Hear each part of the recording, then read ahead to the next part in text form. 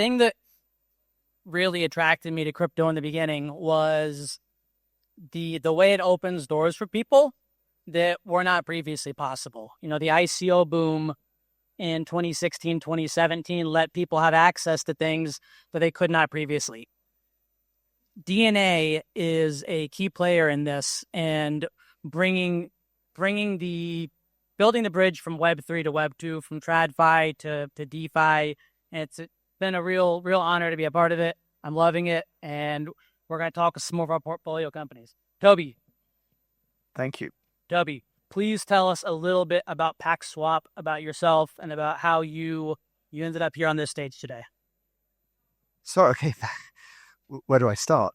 I ended up here on this stage because I was doing a telecoms business from 2012 to 2017 with a Norwegian computer scientist who had been digging into blockchain for a number of years.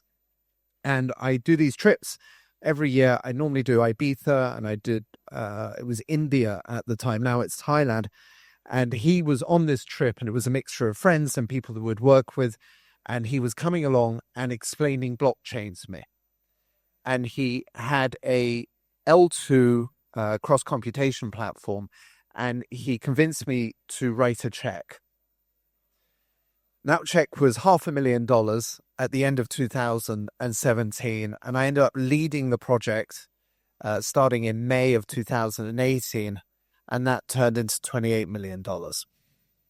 Like so many people in this room, when you see those sorts of numbers that, shouldn't even be possible, becoming possible, it changes things. It was like a rabbit hole. Right.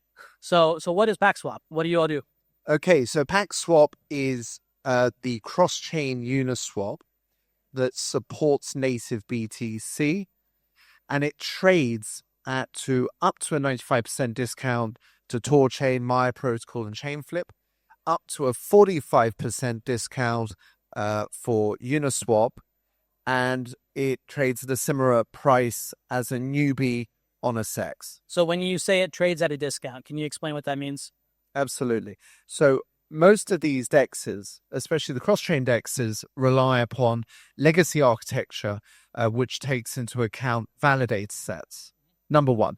Number two, they then lock up significant amounts of capital for minimum terms. In TorChain's case, that's $400 million for a minimum of 3 months with over 100 validators. And there's a cost associated with both the validator sets and the capital that's being locked up. And that cost is then passed down to the retail swappers. That's an average price of 2.5%. And as a result, SEXs win. So you kind of touched on it there, but there are a lot of DEXs out there. There's Uniswap, there's SushiSwap, PancakeSwap. Why do we need another DEX? It seems like all of these are doing cross-chain already interoperable. And I know you touched on it there with price point, but why do we need another DEX? Well, DEXs at this moment in time only have a very small part of market share, which comes down to price. So we're in a decentralized space.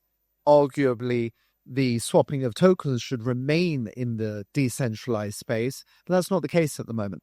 SEXs are winning 95% of the market. Yeah, it's cheaper. It's cheaper. Yeah. That's it, as simple as that. So for a first time, we're a comparable price to a SEX in the decentralized space. We don't have any of the overhead of KYC, stuck funds, MiCA travel rules. So what kind of fees are we talking? Like if I wanted to swap, let's say $1,000 from Bitcoin into Ethereum, how much does that cost? 30 to 40 bips. Really? Spot on. All on chain, all verifiable, working now. What's the security look like on that? Where can this fall apart? Well, it's interesting because all these legacy systems that I refer to that have validator sets, we've replaced that with a cross-chain reactive smart contract framework. So now you can collateralize smart contracts. And that's what's taken 8 years to go and build proprietary from scratch. So it is our belief, because effectively validated sets can be looked at like bridges. Bridges are relying upon a consensus mechanism that has weaker security than the underlying L1s.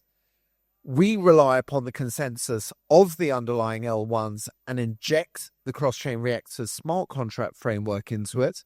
And so we believe the security is actually greater than the existing setups. Yeah, it feels like there's a different bridge hack every other week. Bridges are kind of like the kryptonite of the blockchain. Exactly. It's the one area where there's billions of dollars just sitting there, and some hacker somewhere who's finds the flaw and figures it out can take the money. How do you all solve for that? So we just don't have the validator sets. So using a technology that has been around as long as blockchain, which is referee delegation of computation, RDoC, and this effectively is a binary option. It goes through and sieves out the problem. So it did or did not happen at the end of it. So we've injected this into the technology, fully integrated it. And then the cross-chain reactor smart contracts monitor live 24/7 the events of what's happening on the underlying L1s, including the assets living on those chains. And then it reacts to that at the L2. So it's an entirely different architecture to having many, many validators down in a row that act as an escrow situation.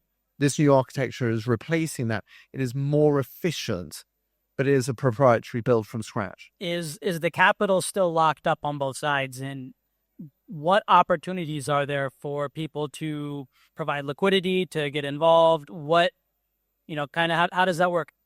So the collateral behind the swaps is held in the native token of the underlying protocol, which is the CWeb. So we enable retail market makers to come in. They go on the bid side of a trade as a market maker, and then they purchase collateral, and then they can earn on the collateral that they're posting, as well as becoming effectively a retail market maker in the upstream downstream scenario. What kind of yield can you get on that? Sorry. What kind of yield? Like what percentage for the market makers? Is there any? We believe that it's a competitive market at the end of the day, but we believe they're going to be in the range of 20 to 35% a month. Where are you at right now? Is it done? Is it built? Has it been audited? What stage are you at today? Built, shipped. The limits are relatively low as we build the traffic up, and the community marketing exercise is kicking off tomorrow. And we are looking at TG before the end of the year. TGE. What is the name of the token? What does it do? And tell me about that. Okay, it's the Pact Swap token. And what it does is the part of the collateral is deducted down and goes into a fee pool, 10 basis points on every trade.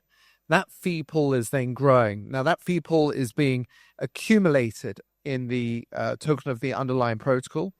To be able to access the fee pool, you have to burn the Pact Swap token. So it's deflationary? You got it. So as the market cap of the fee pool begins to approach the market cap of the project, that opens up opportunities for traders to arb. What capacity do you have right now? So like, can someone swap 10 million, 20 million, 30 million, 10,000? Listen, I've been in payments for many years. And so what we want to do is try and take this slow to begin with. There are a couple of pairs in there with $20,000 limits. The majority is at $2,000 limits, but we'll be raising that up very, very quickly over the coming months. That leads into my next question. What is your plan for growth? Where do you go from here? So we've got 8 merchants, which are good for between $3 and $10 million a day being integrated at this moment in time. And then once we prove those flows on a daily basis, which puts us around about chain flips level, then we're already in touch. Trust Wallet, 1inch, Kyber Swap. And this is a least cost routing model effectively. So if we are the cheapest, which we are, then we just simply win their traffic. And if you think 1inch is doing $400 million a day, I mean, you begin to be able to stack the numbers relatively easily. Yeah, that makes a lot of sense. And that kind of leads into my next question. Like I said earlier, you've got some very big competitors. You've got aggregators out there. You've got, the big dogs, so to say. How do you start to compete with them? They integrate us. Okay.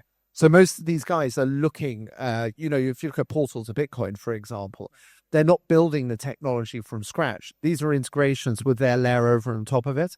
We are exceptionally happy for third parties to integrate us. How do they do that? We have full sets of API documents. In the first instance, we're holding their hands. With every new integration that comes along, everyone wants a little bit of customization. They want you to refine your documentation. So it's going to be a process there for the next 4 to 6 months.